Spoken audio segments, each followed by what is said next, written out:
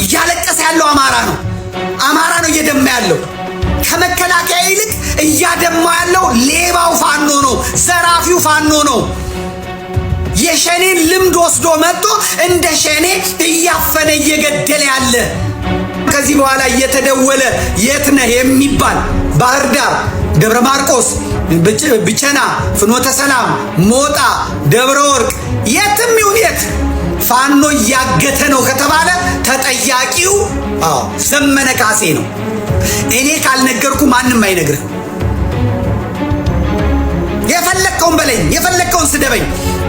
ይሄንን ጋጠወጥ፣ ይሄን ሌባ ቡድን፣ ይሄንን በአማራ ሕዝብ የተሰለፈ ዘራፊ ቡድን፣ ይሄ ሆዱን መሙላት የሚፈልግ ይሄ ስራ ያጣሁላ እንደ ስራ ቆጥሮት ትግሉን ፈቀቅ ሳያደርገው በቃ እየዘረፈ መብላት አምሮታል።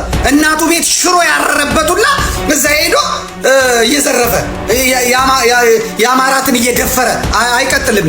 እንዲህ አይነት ጋንግስተሮች ናቸው ያሉት። እንዲህ አይነት ጋንግስተሮች፣ ዘራፊዎች፣ ሌቦች፣ ገዳዮች ገበሬውን በፊቱ በመግደል ባሪያ ያደረጉ ናቸው ያሉት።